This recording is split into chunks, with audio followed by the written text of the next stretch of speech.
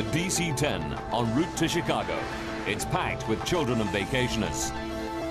1 hour into the flight, an engine fails. Although it still has 2 good engines, the plane becomes almost unflyable. 285 passengers face an horrific crash landing at Sioux City. Why did a simple engine failure lead to a crash? Now, using advanced computer simulations, we reveal exactly what downed Flight 232. Disasters don't just happen, they're a chain of critical events. Unravel the clues and count down those final seconds from disaster.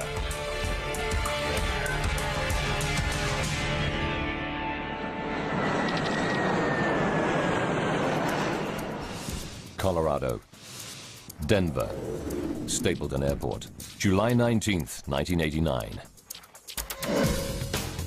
Known as the gateway to the Rockies, Denver is the starting point for journeys all over the U.S. 1,300 planes take off from here every day, carrying over 75,000 passengers. It's the peak of the summer season, and Stapleton is packed with vacationers and business travelers.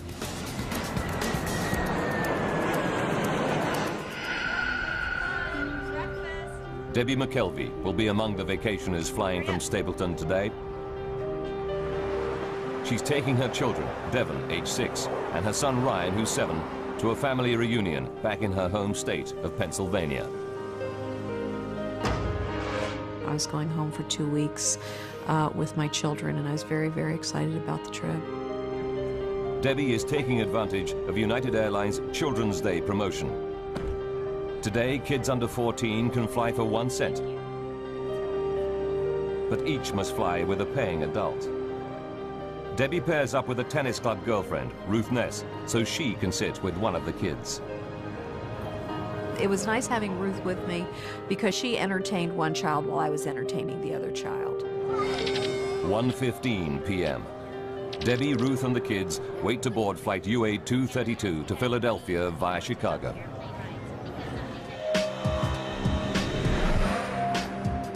Commanding the flight is Captain Alfred C. Haynes. His cabin staff reported a minor electrical fault in the galley on the previous leg, but engineers have given it the all clear. Captain Haynes is a veteran pilot with 7,190 hours logged in the DC-10. The passengers will be in safe hands today. The DC-10 is a great airplane to fly. I think it was termed an old man's airplane because it's so simple to fly. At this time, in the late 1980s, there are over 400 DC-10s in service. But it's a plane with a troubled history. Windsor, Ontario, 1972. A cargo door blows out on a year-old DC-10, causing severe decompression. The pilots managed to land the plane safely. 2 years later, a door comes off a Turkish Airlines DC-10 flying out of Paris. This time, the violent decompression tears the plane apart in midair. All 346 people on board die. McDonnell Douglas finds the fault and fixes it. But the reputation of the DC-10 never fully recovers.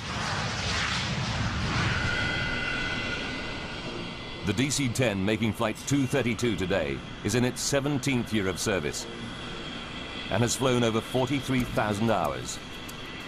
So far, without incident. Today should be no different. Jerry Schemmel is Deputy Commissioner of the Continental Basketball Association and a frequent flyer. I was never a nervous flyer. I always kind of enjoyed flying. I took my first flight at age 18. I always enjoyed it. Jerry is flying to Columbus on business with his boss and great friend, Jay Ramsdell. Their original flight is cancelled, but Jay gets a seat on the very next flight. The bad news is there's no seat for Jerry. Jay decides to stay with his buddy and wait for an even later plane. I didn't think much of it at that time. I thought it was a nice gesture. I thought to myself, I hope I would have done the same thing. Finally, after a 6.5-hour wait, Jerry and Jay both get seats on flight UA232 to Philadelphia. Flight 232 is busy today. It's carrying 285 passengers and 11 crew. Debbie McKelvey boards with her friend and 2 kids. They add to an unusually high number of children on board. 52 in total, thanks to the Children's Day deal. For senior flight attendant Jan Brown-Law, lots of children on board means a busy flight ahead. After a 4-day trip, Jan is excited to be heading home to Chicago. I just remember feeling just the energy of this last leg and getting all pumped up to do the service. Captain Haynes, co-pilot Bill Records, and flight engineer Dudley Dvorak run through their pre-flight checks. They taxi out to the runway and await the takeoff clearance. At 2:09 p.m., the 3-engine jet flies out of Denver. The morning we left Denver, it was clear skies, beautiful day, nice smooth air, comfortable flight, just a routine flight. Debbie McKelvey sits with her son Ryan, while her friend Ruth is 1 row behind, looking after her daughter Devon. At 3:16 p.m., they're finishing their meal.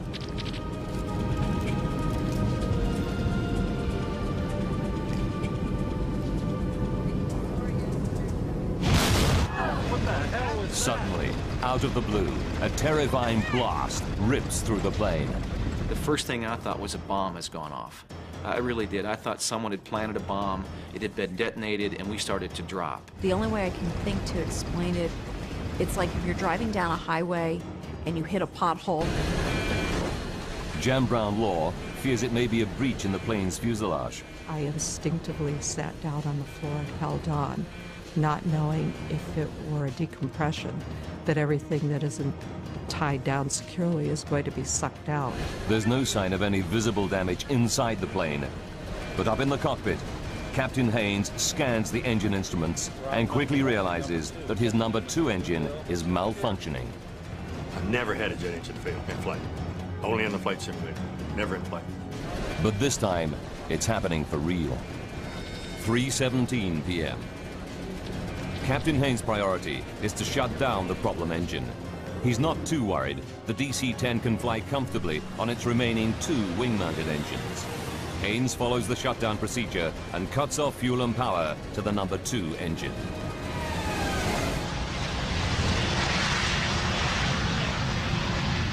The problem engine is off.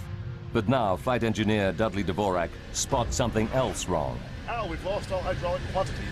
His instruments tell him that all 3 of the plane's hydraulic systems are empty. He cannot believe his eyes. The hydraulic systems operate the plane's flaps, ailerons, rudder, and elevator. Without these controls, the pilots won't be able to steer the plane or take it up or down. But the instruments are right. Al, can you help me out with this? Co-pilot Bill Records is horrified to find his flight controls are no longer responding. Still got the right way down. The plane starts to bank steeply to the right, and he's powerless to stop it. That's when we realized we were in a world of hurt, that something was drastically wrong. Now Captain Haynes tries the flight controls, but he cannot get the DC-10 back into level flight either. The plane is now trying to roll over, a terrifying prospect. We have nothing to turn the airplane, nothing to control the pitch of the aircraft. Nothing. Fly the aircraft. It's every pilot's nightmare. Flight 232 is at 11,000 meters and out of control. If its left wing continues to lift, the plane will flip over and tumble to its doom.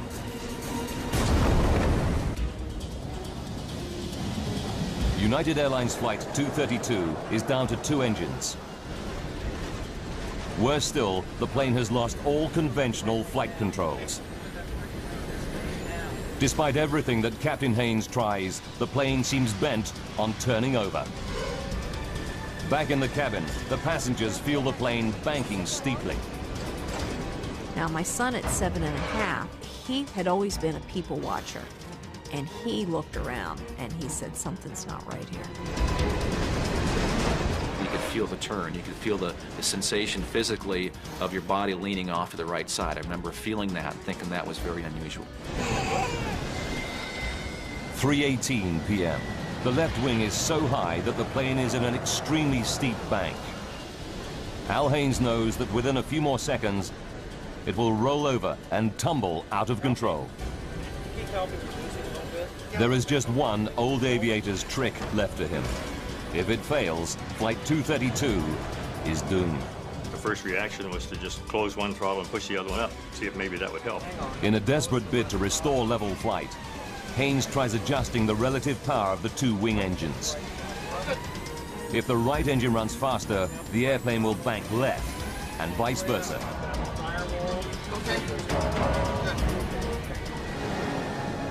It works. Captain Haynes is able to pull the plane out of its roll. He still has no flight controls, but he regains a crude form of steering by using the throttles. But Haynes finds that he can only make right-hand turns. 3:20 p.m. Co-pilot Bill Records radios Minneapolis Air Route Traffic Control Center. United 232 heavy. We've shut down engine. He reports the loss of flight controls and requests a flight path to the nearest airport. The pilots have no idea how they're going to land the crippled plane. Ladies and gentlemen, this is the captain.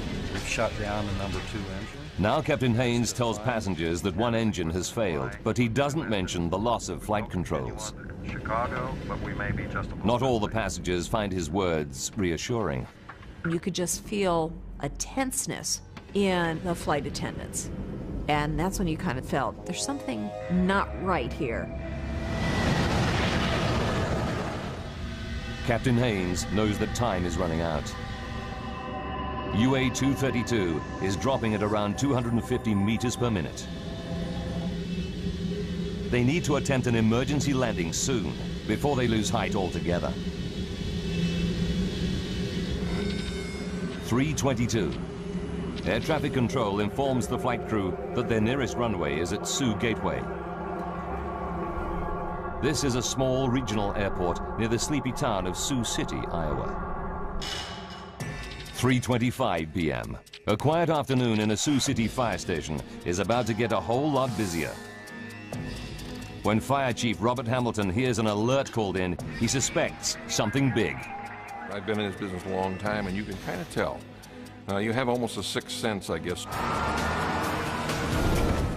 Within minutes, the fire chief's hunch is proved correct. UA232 is heading right for his city.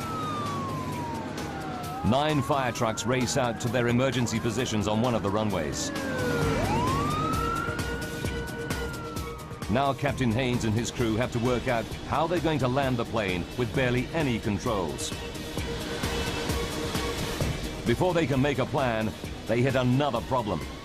The DC-10 starts to soar up and then down in a random, uncontrollable cycle. For the pilots, it's like riding a roller coaster through the sky. We had no idea how long we were going to keep that airplane in the sky. Debbie McKelvey feels the plane's erratic motion and fears for her life. Here I have a 6-year-old and a 7-year-old. You start praying, you know, if I'm going to die, please make sure we all go and we all go quick. 3:26 p.m. Captain Haynes calls his senior flight attendant up to the cockpit. When I opened that door, the whole atmosphere hit me. It's the worst crisis possible. The captain tells Jan to prepare the cabin for an emergency landing. As I walked through the first-class cabin, I just could not look anybody in the eye because I was afraid they'd read the fear in mine. Denny Fitch is a DC-10 training pilot flying home from an instructor session. He knows that something is wrong and offers his help. 3:29. What Denny finds in the cockpit shocks him. It was an amazing scene for me because both the pilots were in fact on the controls. Both of them, their tendons in their forearms were raised from effort. Their knuckles were white from grip. As an expert training pilot, Denny Fitch is ready for any emergency, but he's never seen anything like this before. I was dumbfounded because it was unheard of. As a matter of fact, there was no procedure for it, having no hydraulics. The first thought that came to my mind, to be honest, was that I was going to die that afternoon. Ladies and gentlemen, Captain Haynes now tells his passengers the plane is damaged and they'll be making an emergency landing in Sioux City. This landing's a little different than you're used to. 296 people could lose their lives. Getting this airplane down without crashing will be the ultimate test of pilot skill. Denny offers to help out any way he can. I said, "Captain, would you want me to do your throttles?" And he responded, "Yes, do that." Denny takes over on the throttles, the only controls still functioning. They allow him some degree of steering, but the plane is still only able to make right-hand turns.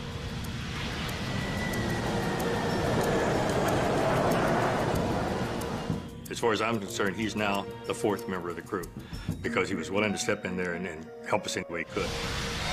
3:48. The DC-10 is now 12 minutes from Sioux City Airport, and they're running out of altitude. It's time for the pilots to face an almost unthinkable prospect. In a few minutes, they must attempt to land a 165-ton jet without proper flight controls. The lives of 285 passengers are in their hands.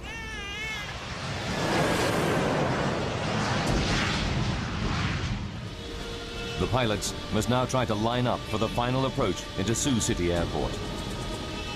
Denny Fitch will attempt to steer the plane and control its descent, all by adjusting the throttles. What's more, the plane can only make right-hand turns. The plan is to make a series of looping turns and hope that as they come out of their final circuit, they're facing the runway. The odds are stacked against them. At 3:50 p.m., Senior Flight Attendant Jan Brown-Law begins her final safety briefing. The passengers were right there in the palm of our hand. There, you could have heard a pin drop. Jan pays special attention to the 4 children too small to have their own seats. You need to keep your seatbelt on and fasten. Official guidelines are non-specific, but United Airlines procedure at the time is for adults to hold these lap children on the floor during an emergency landing. Jan is anxious about the procedure, but has no option but to follow protocol. It makes my skin crawl to this day to think that I found myself telling passengers, parents of lap children, to put their child on the floor and hold them down. As the flight crew near Sioux City, they are only too aware of what's at stake. You've got 296 lives in your 2 hands. You literally do. And I've never felt so overwhelmingly, responsible for anything in my life. With no brakes, the DC-10 will need a long runway. Air traffic control assigns them runway 31 at 2,700 meters. It's the longest at Sioux City. 3:52 p.m. Denny Fitch puts the plane into its final looping turn. He knows the crippled jet would never be able to regain altitude for a second attempt. This was it. We had to land on that runway. One time, that's all we had. As they emerge from their final loop, the pilots see a wonderful sight. Sioux City Airport, dead ahead. There's just one problem. It's the wrong runway. Here we are, there's a runway right in front of us. We're out of time, we're out of altitude. That's where we're going to go. Runway 22 is much shorter than runway 31, and it's full of fire trucks and ambulances. It wasn't until probably a couple of minutes at the most that we had a change in that the runway was actually shifted then from 1331 to runway 22. 3:59. Fire trucks race out of the path of the plunging DC-10. And so we were basically just kind of scrambling, getting out of the way, if you will, and trying to get to an ideal position for that particular runway. Captain Haynes orders the passengers into the brace position. Brace, brace, brace. The minute we said brace, it was like a breeze going over a field of wheat. Everybody in the cabin disappeared from sight to go into their brace position. I kept thinking, you know, this is it. And I actually made my son shut the window shade. And I thought, we don't need to see, you know, the end as it's coming.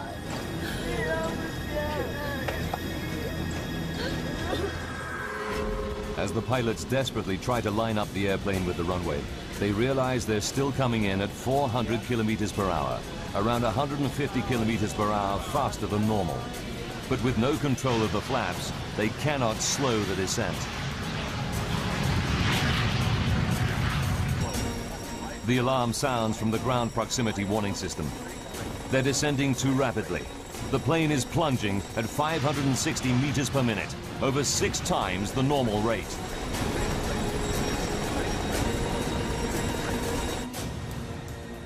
Down on the ground, a local news crew races into position to cover the crash landing. Not gonna be pretty. 4 p.m. Just seconds from landing, the nose and right wing drop. If they come in at this angle, the plane could break apart. And I shoved both the throttles to maximum power, hoping that that would result in the nose being pulled up. Denny Fitch desperately struggles to bring the nose back up, but it's too late. The engines don't respond in time.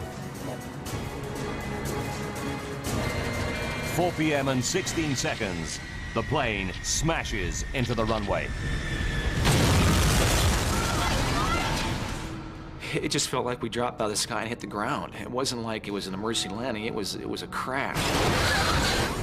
I could hear all the screeching metal and noises that you've never heard before and you hope you'll never hear again. The right landing gear and wing shear off, spilling fuel and sparking a fire.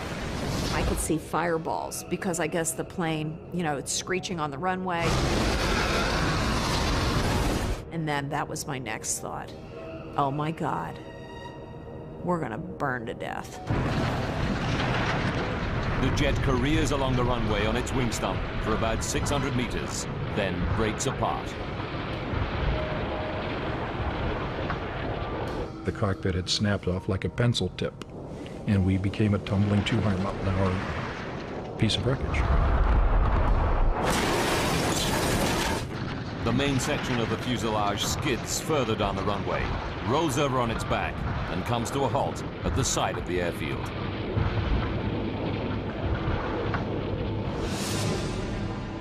The plane is split into 3 main pieces: cockpit, tail section, and middle passenger section. Dozens of surviving passengers flee the burning cabin. Fire trucks and ambulances race to help them. Emergency workers arrive to an horrific scene of dead and injured passengers.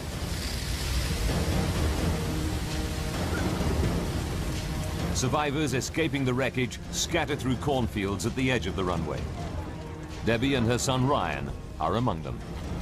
I grabbed my son and we started running and running. And I had no idea where we are. Some of the children and babies held on the floor before landing are missing. The violence of the crash tore them from their parents' grasp.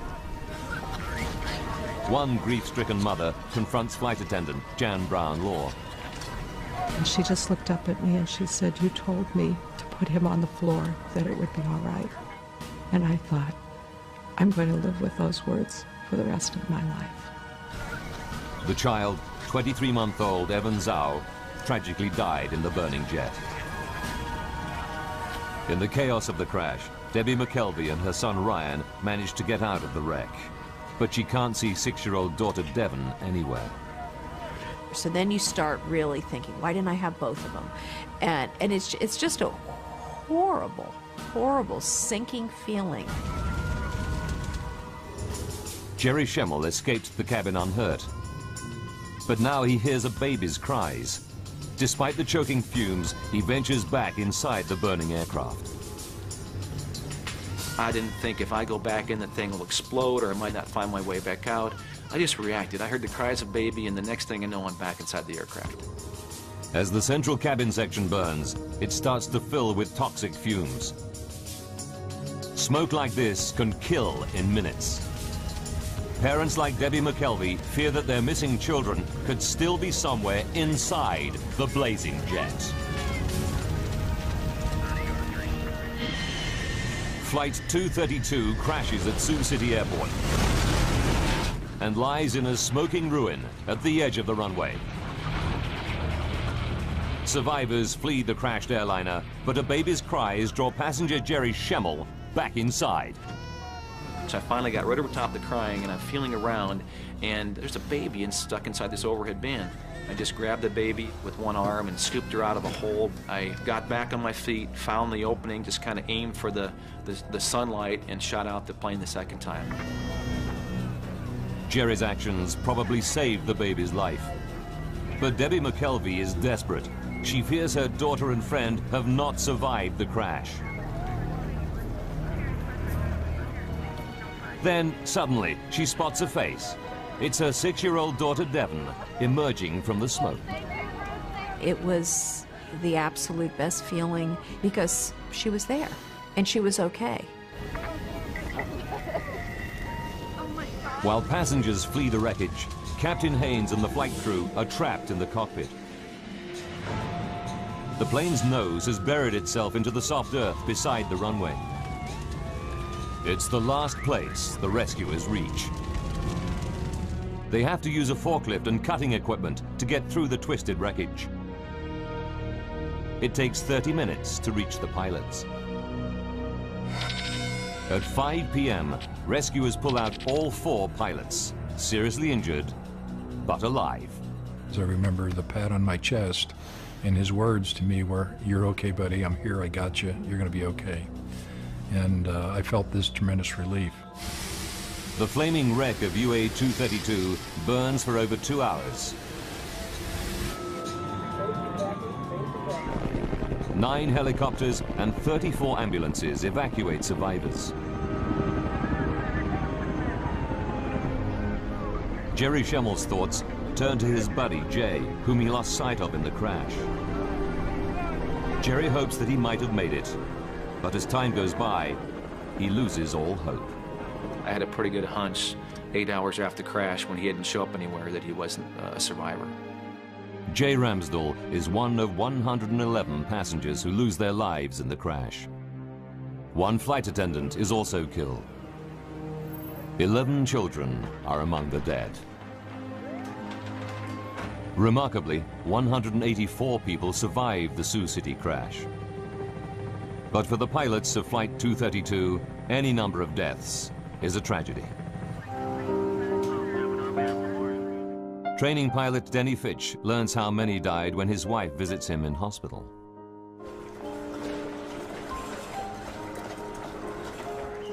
And she started crying because she realized I didn't know the truth. That in fact 112 people had died behind me. And I saw her cry, I had my answer. And I cried every waking moment for the next 3 days. I just couldn't stop crying. It just so tore my heart out to know that people died behind me. I was ready to die for them, and I didn't want them to die. Al Haynes and the flight crew are determined that something positive should come out of the tragedy. I would like to say that this crew, and in fact the entire industry, is dedicated to finding the cause of this accident. So maybe we can never have it happen again.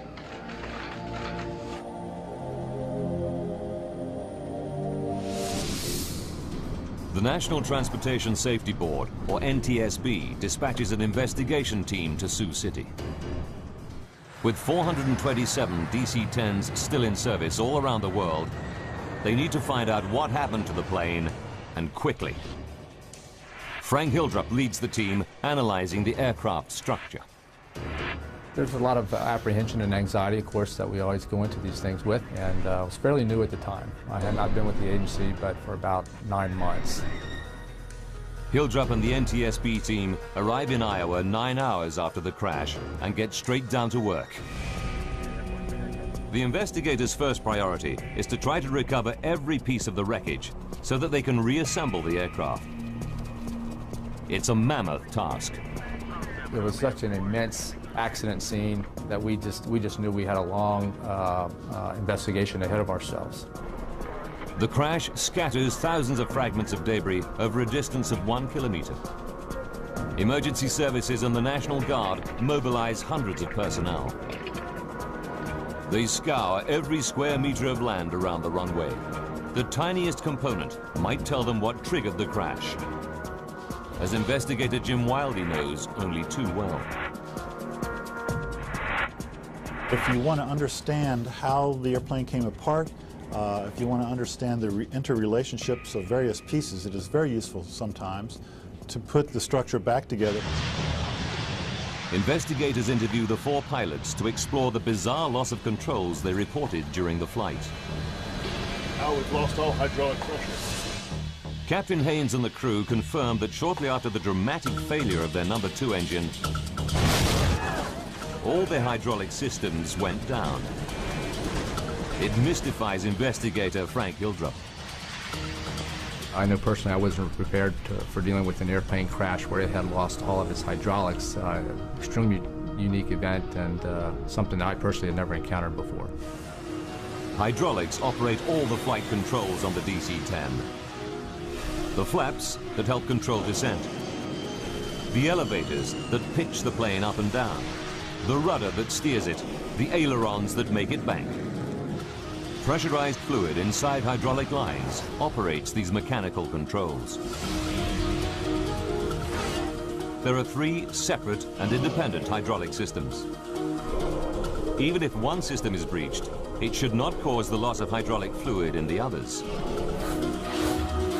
To lose fluid from all 3 systems at once is almost impossible. Experts put the odds at 1 billion to 1. Then, an unexpected find. Farmers 90 kilometers from Sioux City report aircraft wreckage scattered on their land. Investigators examine the debris and find that it includes components from the number 2 hydraulic system in the tail near the failed engine.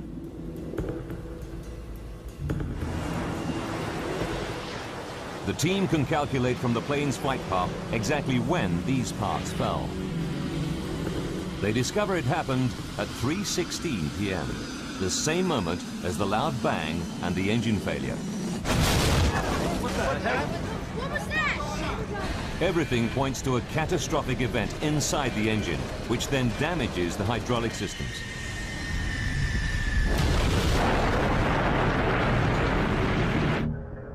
They go back to the wrecked plane and examine every millimeter of its hydraulic lines. It's a painstaking process, but it pays off.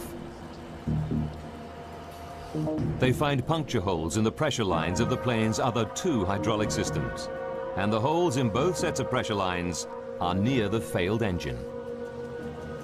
We determined that all the 3 hydraulic systems had been breached and that's why the hydraulic fluid was lost and they lost the ability to really control the airplane. It's incredible, but true. Something did put all 3 hydraulic systems out of action at exactly the same moment. But the team still has to prove that the number 2 engine caused the damage.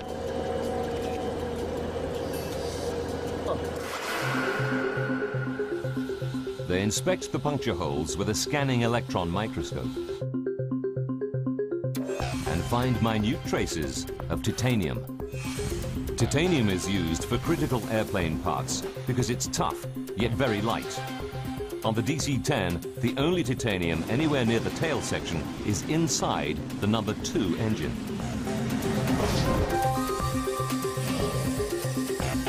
And when NTSB engineers reconstruct the DC-10's number 2 engine, a new clue confirms the team's theory. We learned that a major portion of the number 2 engine in the tail of the airplane had come apart and was missing. The missing part is the fan disc. the massive central hub of the engine's fan assembly. It's made of titanium. Investigators are starting to get a picture of what caused the bizarre loss of controls aboard flight UA232. 44 minutes from disaster. The loud bang that crew and passengers hear is the 170-kilogram fan disc fracturing. The broken fan disc bursts through the engine housing. The blast fractures a section of the number 2 hydraulic system. But in a piece of catastrophic bad luck, fragments also puncture lines in both remaining systems. Zero on all three. I'm sure. Gauges say 0. All hydraulic quantity down. 42 minutes to go. The plane loses all its flight controls. The tail section is so badly damaged that the plane can only make right-hand turns. And without elevators, the pilots cannot keep the plane on a level flight path through the sky. But the NTSB investigators still don't know what caused the fan disc to fracture. Until they find out, more than 200 other DC-10s could be flying around with engines that have a similar hidden fault.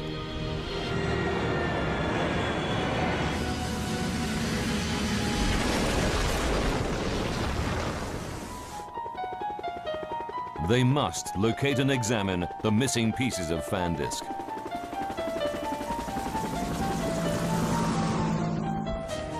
Investigators calculate the likely trajectory of the fan disc debris to find out where it might have landed.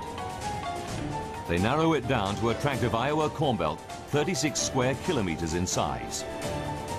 I would consider the search for that fan disc certainly a needle in a haystack type of effort. Investigators pull out all the stops to find the missing fan disc. They scour the area with 4 helicopters, but find that the 3-meter-high corn stalks conceal everything on the ground. They even deploy infrared cameras to try to locate the pieces. But after weeks of searching, they draw a blank. General Electric, the engine manufacturer, offers members of the public a large reward for the missing fan disc.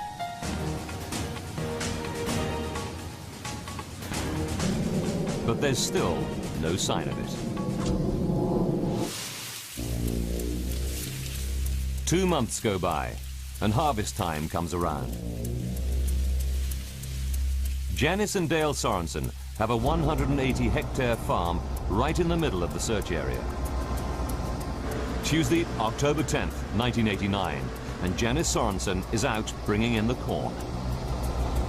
As I was combining, I felt a little resistance on the front of the combine, and I backed it up and then put it in neutral and got out and looked, and I knew immediately that this was the piece they were looking for. It's a massive chunk of debris, half buried in the earth. Teams from General Electric and the NTSB race to the Sorensen farm.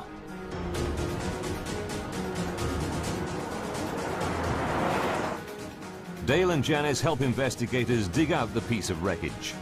This is the Sorensens' own video footage of their find.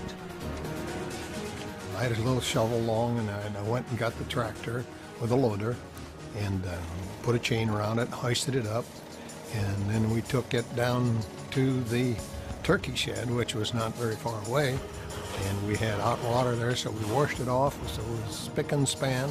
Investigators quickly confirm that the debris is a major chunk of the missing fan disc from flight UA232. Then they find another piece nearby. Together, the 2 parts complete the entire missing fan disc. Janice Sorensen learns that her find could hold the key to the disaster. I was very emotional about it. I had some tears.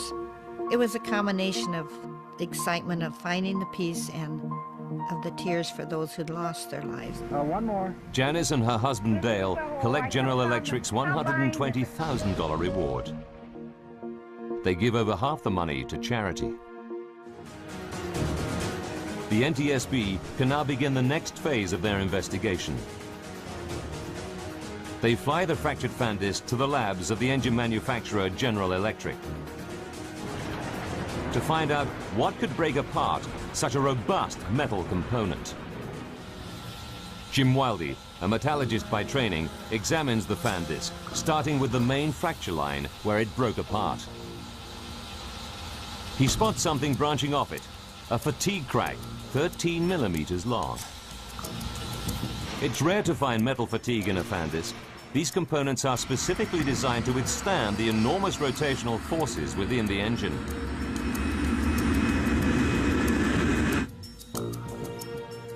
Then, at the base of the fatigue crack, Wildy sees a tiny cavity. The size of it was, maximum in any one direction was about 50 thousandths of an inch. As he scans the cavity more closely, he sees that the metal around it looks discolored. He takes a sample from this suspect area for testing. What he discovers will shock the investigation team and rock the aviation industry to its core.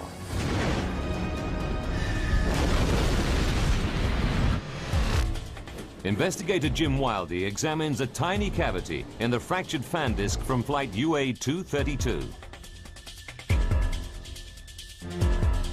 What he finds stuns him. Around the cavity, there is an impurity in the titanium alloy. It's called a hard alpha inclusion, a brittle defect smaller than a fingernail.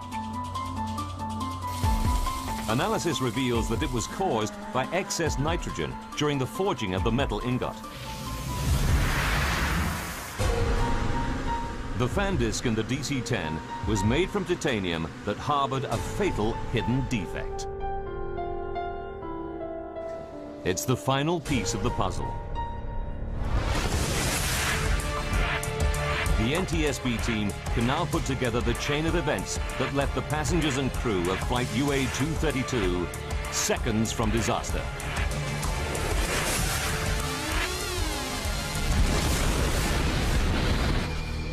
As the DC-10's fan disc rotates at 3,800 RPM, the huge stresses initiate a minute crack in the defect. With every flight, it grows fractionally bigger. July 19th, 1989, 44 minutes from disaster. The fan disc has been in service for 15,503 flights over 17 years. The crack reaches 13 millimeters in length. The faulty fan disc can no longer cope with the stresses imposed by its rotation. It shears in two. The damage it causes makes the DC-10 virtually unflyable. For the next 40 minutes, the pilots struggle to control the plane.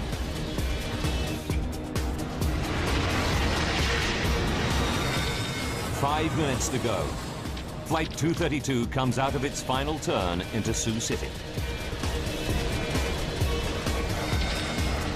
20 seconds. As the plane comes into land, the right wing drops.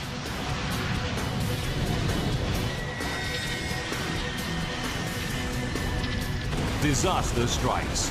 The right wingtip hits the ground, and the DC-10 careers down the runway.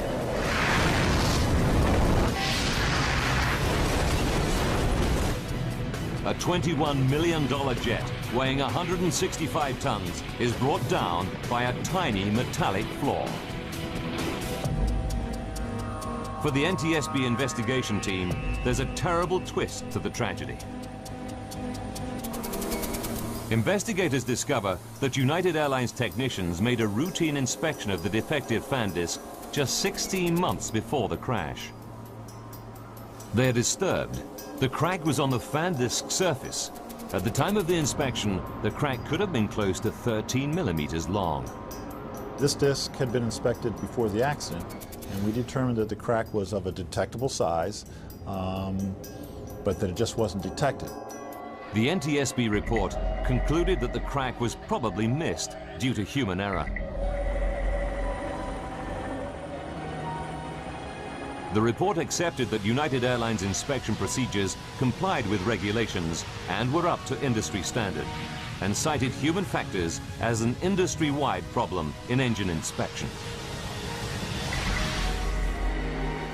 In the wake of the Sioux City disaster, the Federal Aviation Authority upgraded engine inspection procedures. The FAA also demanded changes to the DC-10's hydraulic systems.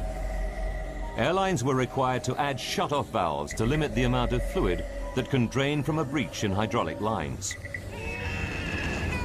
But today, lap children are still allowed to remain unrestrained during emergency landings.